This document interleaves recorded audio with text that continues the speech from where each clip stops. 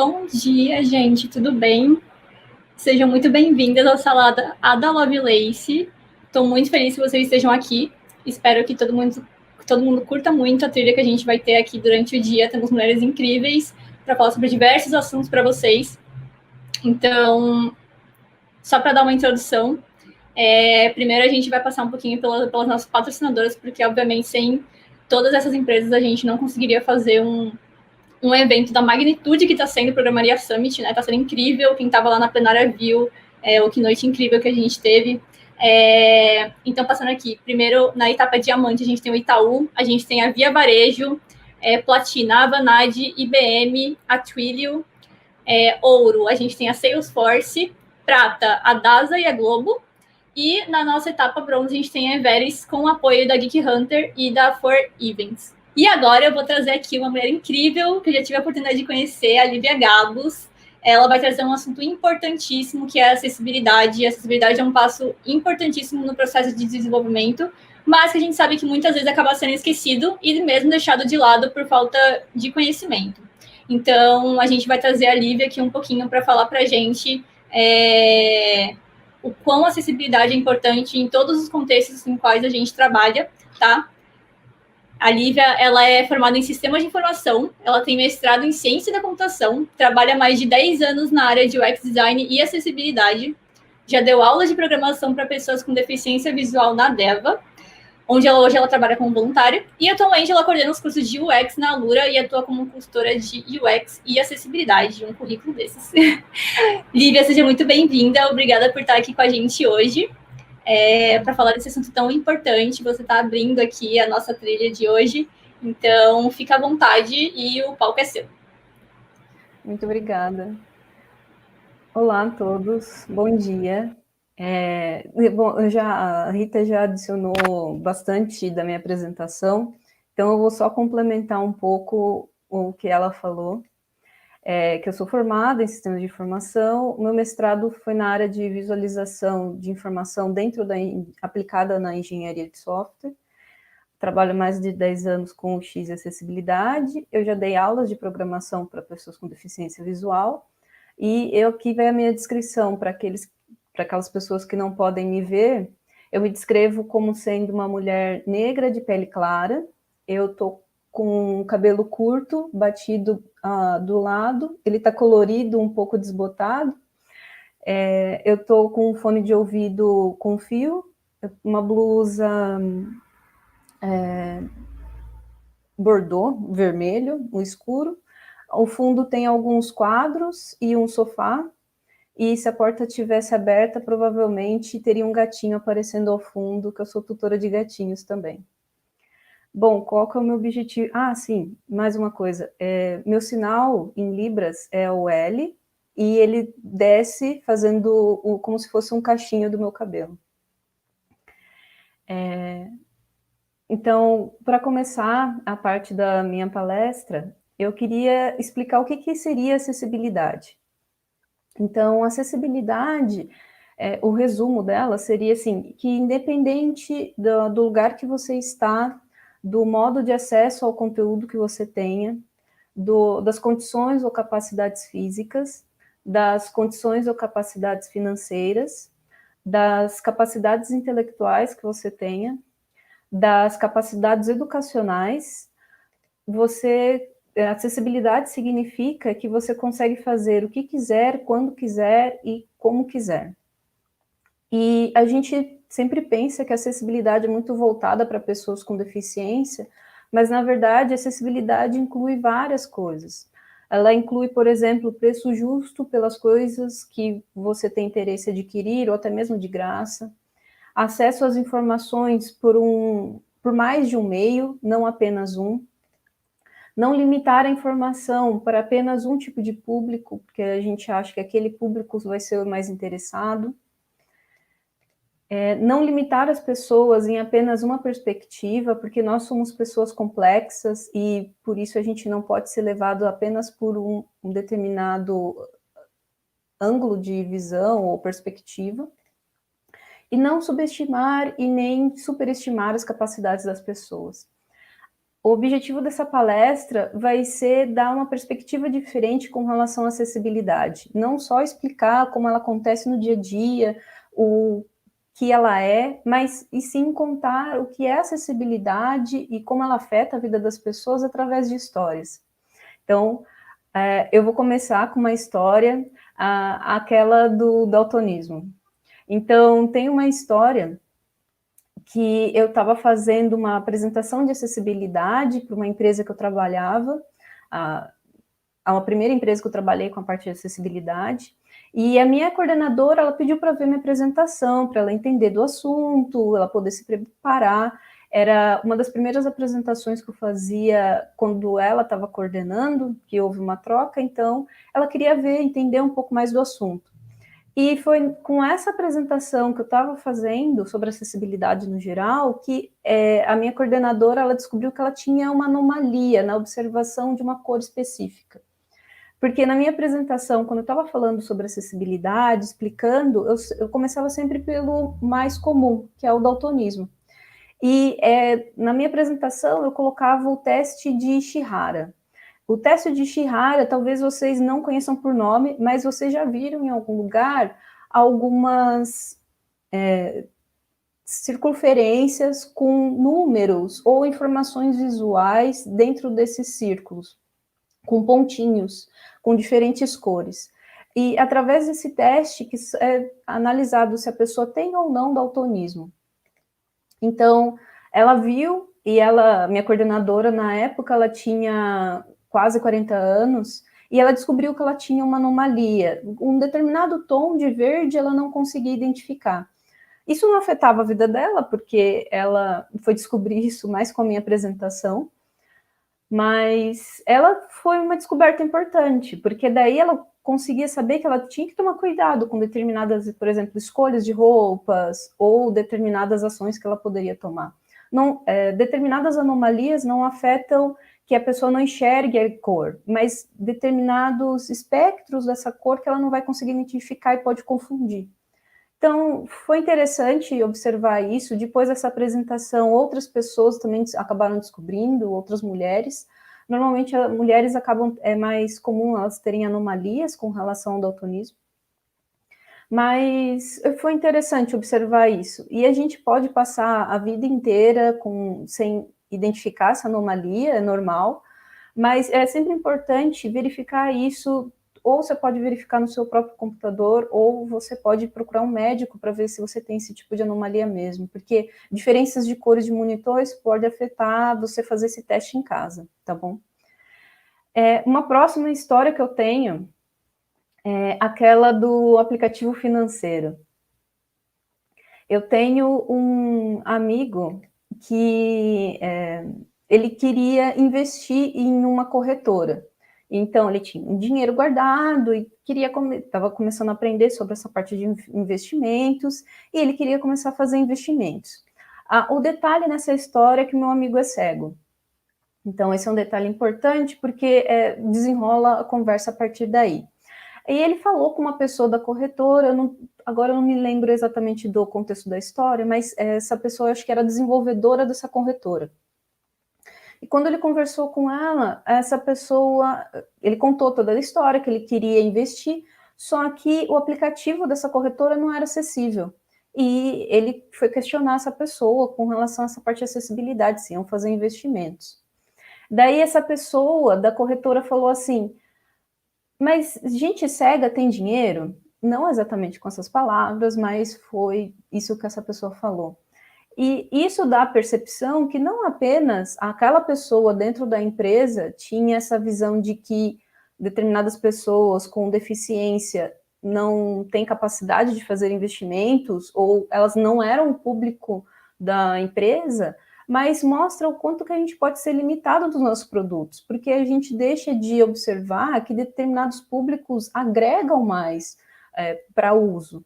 Então, a gente descarta, a gente pensa assim, nossa, eu quero que um público seja classe A, pessoas muito ricas, mas a gente esquece que a gente não coloca nenhuma barreira, a gente não fala assim, não, se você tem menos de X milhões de reais, você não pode entrar na minha corretora. A gente não faz nunca isso.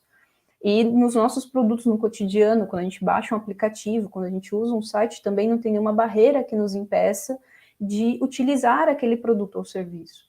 Então, quando a gente está utilizando, com a vontade de utilizar aquilo, a gente não pode, quando a gente está desenvolvendo, a gente não pode pensar que determinado público não vai utilizar. Então, a gente não pode ser tão limitado com esse tipo de percepção. Eu tenho mais uma história desse mesmo amigo, que eu estou chamando ela como aquela do e-commerce de cerveja. Essa história é interessante, porque o meu amigo, ele gosta muito de tomar cerveja, e ele viu que essa cerveja, uma cerveja interessante num determinado e-commerce. Ele falou assim, ele viu a descrição, viu os componentes, falou assim, essa é interessante para experimentar. Então, esse é o mesmo meu amigo, então meu amigo é cego, e ele foi para uma loja em específica que ele conhecia a pessoa perto de onde ele mora, ele falou com essa pessoa, e ele pediu a determinada cerveja, pegou o nome e tudo, e foi lá pedir ela para ver quanto lá custava, se estava disponível. Daí a pessoa perguntou, e é aquela do rótulo azul? Quando ele deu toda a descrição, deu o nome, ele falou assim, ela tem um rótulo azul? Daí ele falou assim, eu não sei, porque isso não estava na descrição do e-commerce. Então a gente às vezes acha que se aquele e-commerce ele tinha alguma descrição de imagem, já era uma vantagem, mas às vezes a gente esquece de colocar determinadas referências, porque as pessoas que enxergam, elas sempre usam referências visuais, aquele prédio azul, aquela poste amarelo, a gente sempre acaba utilizando essas cores para ficar mais fácil de fazer a identificação. Até mesmo quando a gente se descreve, a gente também usa as cores como identificação. Isso não significa que, por fato da pessoa ser cega, que ela não vai saber o que é o azul. Ela pode nunca ter visto a cor azul, mas não significa que ela não sabe o significado da cor azul. Ela sabe que é uma cor, assim como ela sabe a forma. Então, não é um problema você colocar isso, por exemplo, na descrição, principalmente quando ajuda a ele identificar e utilizar essa referência na marca, no produto. Então, as pessoas têm que colocar isso também nas descrições, as pessoas às vezes me perguntam com relação a isso, é sempre importante, principalmente porque se faz algo com relação à sua marca, ao seu produto. Eu tenho mais uma história, que eu estou chamando ela aquela do e-commerce na pandemia. Essa história é interessante porque ela é de uma amiga minha, de outra pessoa. Essa minha amiga, ela queria comprar um eletrodoméstico específico na época que já começou a pandemia. Então, isso foi entre março e abril, se eu não me engano, que ela estava me contando isso. Na verdade, ela contou isso no Twitter e depois eu fui conversar com ela. Então, já tinha começado a pandemia, era mais ou menos março, abril, e essa minha amiga, ela é cega. Então, o que aconteceu? Ela estava passando por uma situação que ela estava tentando, já estava tudo fechado, bem no começo da pandemia, todas as lojas, elas estavam fechadas. Então, você não conseguiria sair e comprar, ainda a gente estava com muito mais receio do que a gente está agora com relação a essa situação. Então, ela só poderia fazer alguns tipos de compras pelo e-commerce. E o resultado foi que ela não conseguiu comprar o que ela queria pelo e-commerce, porque naquela situação ela tentava selecionar o tipo de voltagem, não conseguia, ela tentava chegar no carrinho de compras e não conseguia. Então, tudo isso acontecia e ela estava com essa grande dificuldade para poder conseguir o objetivo, que normalmente quando a gente tenta no dia a dia, a gente sempre acaba fazendo isso. Na Black Friday foi um grande sucesso de compras e tudo mais, e as pessoas utilizam muito os e-commerces para isso.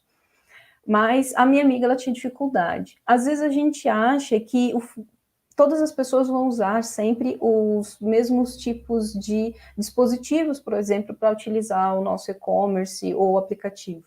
Então, por exemplo, quando uma pessoa ela é cega, normalmente ela utiliza um leitor de tela e navegação via teclado. Às vezes, o que mais acontece quando a gente está desenvolvendo algo é que a gente não faz esse tipo de verificação, a gente não testa se a gente está utilizando o teclado para fazer navegação, se todos os componentes conseguem ser utilizados via teclado ou não, se a gente consegue fazer todo o fluxo de compra através do teclado, se o leitor de tela vai passar todas as informações possíveis utilizando durante a navegação. Então, muitas vezes, esses tipos de testes, eles são necessários e acabam sendo deixados de lado. E o fato dessa pessoa não conseguir realizar uma compra, eu não sei se ela conseguiu fazer em algum e-commerce depois. Depois eu preciso atualizar essa história. Mas o fato dela não ter conseguido mostra o quanto o mercado digital ainda está muito aquém do que necessário, pensando nos tipos de pessoas que estão necessitando de utilizar mais a parte de compras online. Se a gente for pensar, por exemplo, a minha amiga, no caso, ela era cega, mas que outras pessoas podem ter dificuldades para fazer compras online?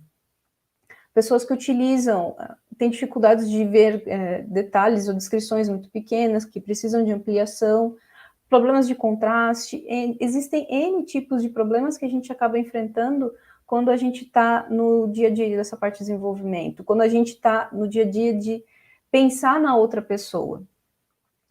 E o fato da gente não pensar em quem são essas pessoas que vão utilizar no final, a gente deixa essa parte dos testes ou essa parte de identificar o máximo possível essas pessoas nesse contexto. Então, é algo que tem que ser pensado. No caso, a empresa do e-commerce que ela estava tentando perdeu uma compra, porque ela não conseguiu. Não sei se ela mudou, eu espero que durante toda a época da pandemia muita coisa tenha mudado, porque o que mais acabou acontecendo são muito e-commerces inacessíveis para as pessoas. Bom, essa é uma situação, e eu vou falar de mais uma história, aquela dos eventos apenas em São Paulo. Porque, como eu falei no começo da palestra, acessibilidade não é simplesmente para pessoas com deficiência. E essa história dos eventos em São Paulo, na verdade, ela aconteceu comigo e com uma outra amiga. Eu morava em Bauru durante muito tempo, na verdade, durante grande parte da minha vida eu morava em Bauru, que é mais no interior, centro-oeste do estado de São Paulo. Nessa cidade para São Paulo, Bauru fica umas 5 horas de ônibus, e a passagem, na época que eu sempre viajava de Bauru para São Paulo, cada uma das passagens custava R$100. Então, as viagens de ida e volta custavam uns R$200 para você ir para São Paulo. E o que acontecia? Eu ia em eventos ou cursos que normalmente duravam apenas um dia, porque assim eu não tinha que pagar o hotel. E também eu sempre tentava pegar os ônibus que chegavam na madrugada do dia do evento e eu conseguia pegar o último ônibus à noite. Então, assim, eu tinha tempo suficiente de participar das atividades em São Paulo, poder conversar com as pessoas e poder pegar e me habituar a pegar todo o metrô até poder pegar o meu ônibus de volta. E eu fiz isso durante quase 8 anos, digamos assim, da minha vida, quando eu comecei a entrar na área de desenvolvimento, a estudar sobre acessibilidade e a estudar sobre esses diversos assuntos de UX. Porque as informações só estavam em São Paulo. Os cursos só eram de São Paulo, os eventos só eram em São Paulo, tudo acontecia em São Paulo. Então, essa é uma parte boa que aconteceu durante a pandemia. Então, tudo não acontece apenas em São Paulo, eu tenho acesso à parte de internet, mas ainda assim, se não fosse a internet, se eu não tivesse acesso à internet, nada disso poderia acontecer. Então, existem problemas com relação a isso, mas a acessibilidade, ela tem que ser vista nessa perspectiva. O quanto não gostaria de ter participado de N eventos que aconteceram durante a minha carreira e que eu não podia.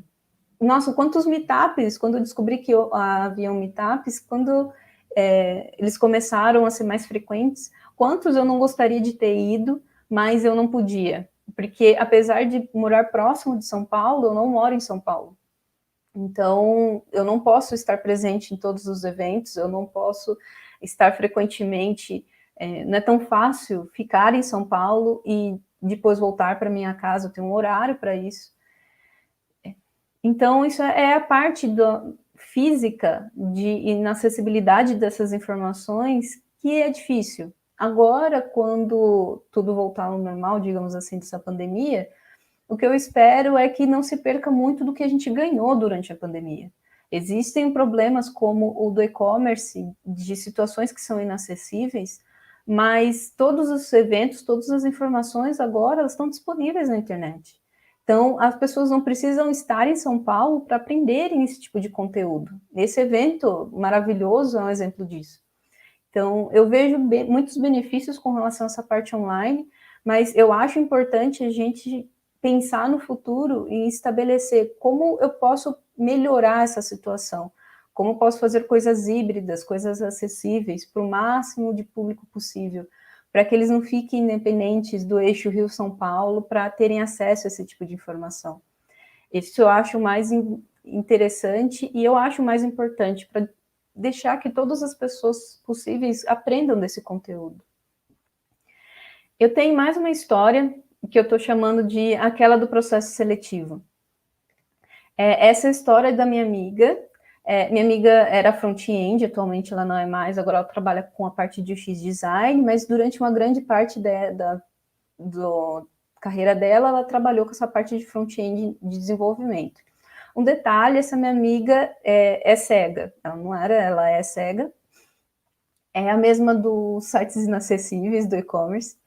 E o que acontecia? Quando ela participava de um processo seletivo, ela não avisava que ela era cega, até quando era extremamente necessário. Então, ela chegava no processo seletivo, ela passava por toda a parte técnica, todas as entrevistas, nem sempre ela estava presencialmente, mas quando chegava, por exemplo, uma entrevista técnica, que ela tinha que fazer, passava uma imagem para ela montar um site, por exemplo, daí normalmente ela falava, olha, eu sou cega, então eu preciso de ajuda no processo seletivo.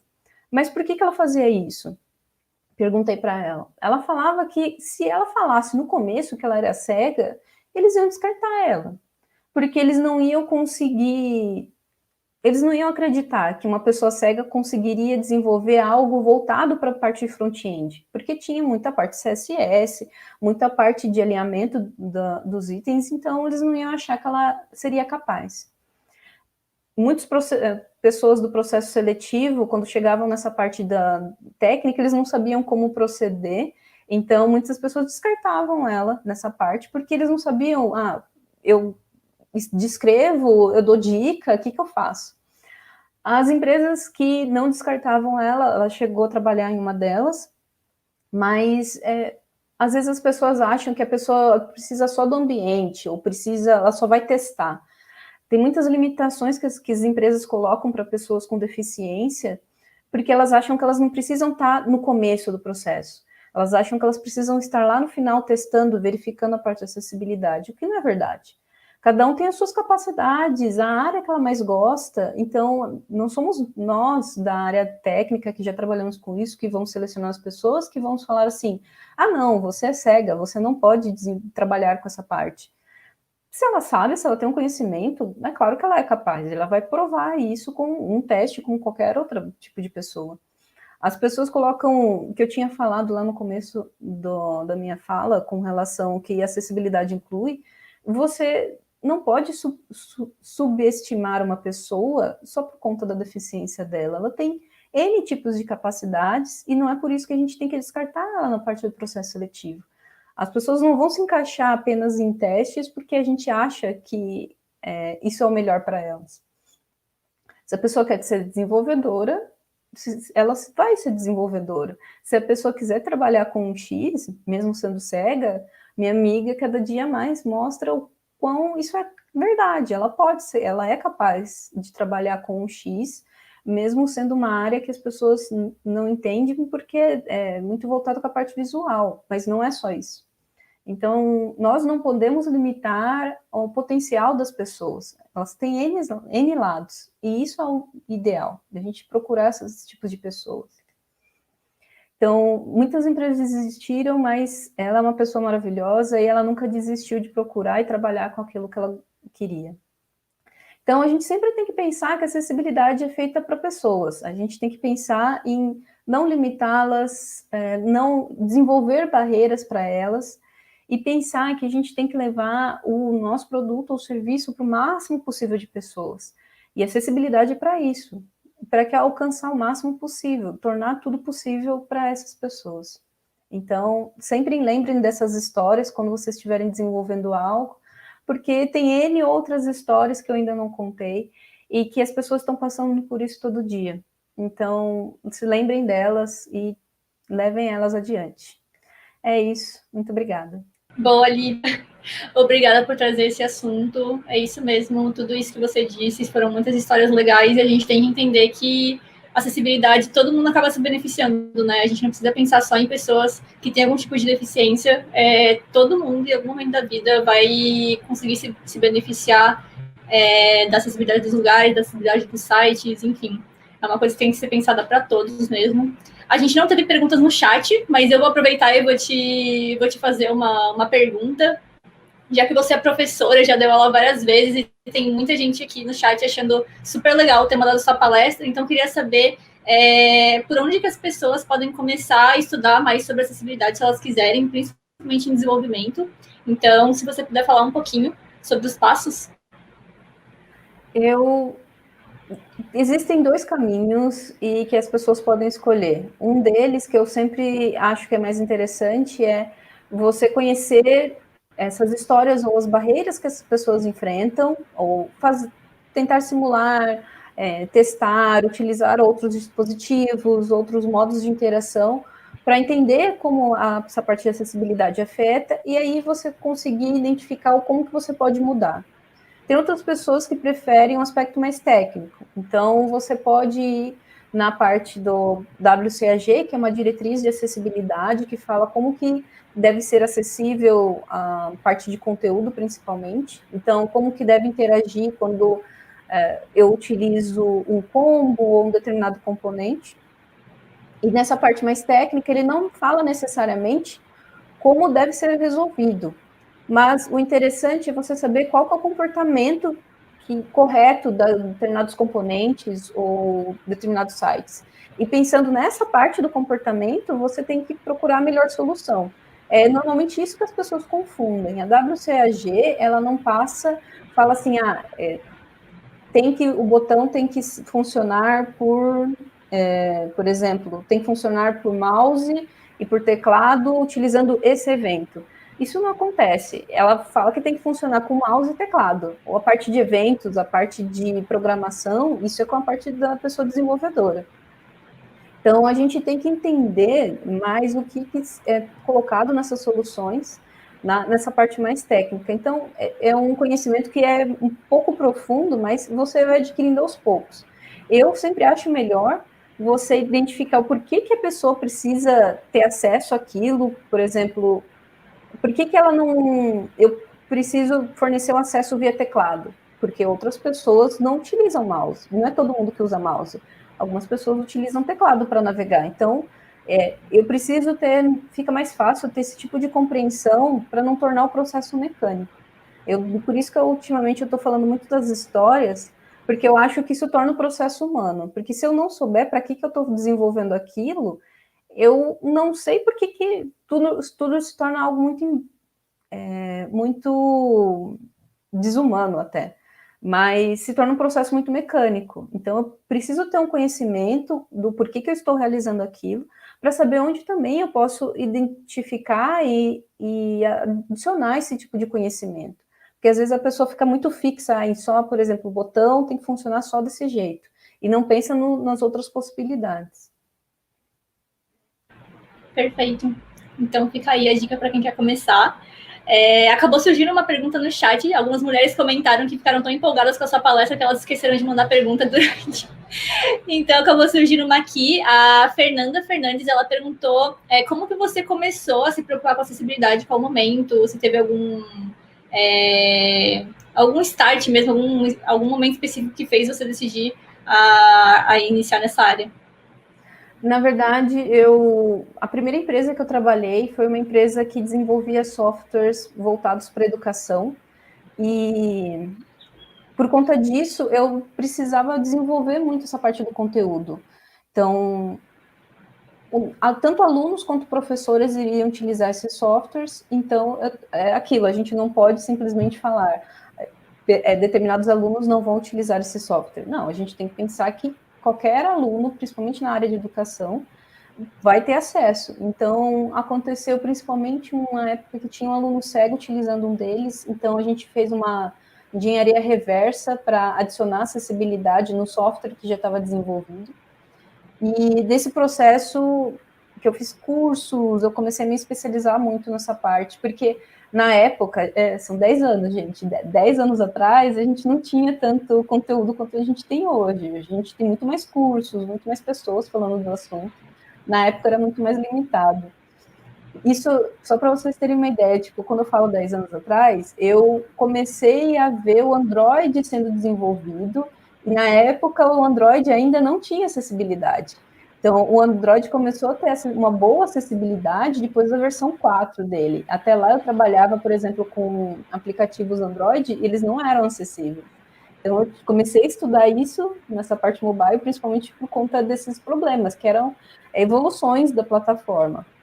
Hoje em dia, Android é muito acessível, mas, por exemplo, às vezes as pessoas me perguntam por que tem muitas pessoas cegas que utilizam a parte do iOS, Mac e tudo mais.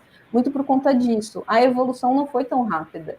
Então, como naquela época o iOS já era acessível, iPhones e tudo mais, então eles começaram a utilizar a tecnologia que era melhor para eles, mesmo ela sendo mais cara. Mas isso, então, assim, há 10 anos atrás, eu tive que caçar muita informação, estudar muito sozinha com relação a isso, desenvolver, fazer testes, para também poder passar isso para a equipe que eu ajudava, para os desenvolvedores que também não tinham conhecimento. Hoje em dia está sendo melhor, principalmente nas faculdades e cursos de tecnologia. Esse tema está começando a ser colocado nesses assuntos, mas ainda é muito pequeno. Se comparado a todos os cursos que existem no Brasil com relação à parte de tecnologia, ainda são poucas as pessoas que falam de acessibilidade. Então, a gente ainda tem muito que trabalhar com relação a esse assunto, para que as pessoas cheguem no mercado de trabalho não achando que isso é uma coisa de outro mundo. A acessibilidade tem que ser algo mais normal possível dentro do contexto do nosso cotidiano. Não deve ser algo estranho. Exatamente, tem que fazer parte do processo, né? Sim. Então é isso. Obrigada, Lívia, por compartilhar tudo isso com a gente. Para quem está assistindo, espero que vocês tenham curtido essa palestra incrível. Procurem a Lívia nas redes sociais, acompanhem o trabalho dela. E é isso. Muito obrigada e até uma próxima. Tchau, tchau.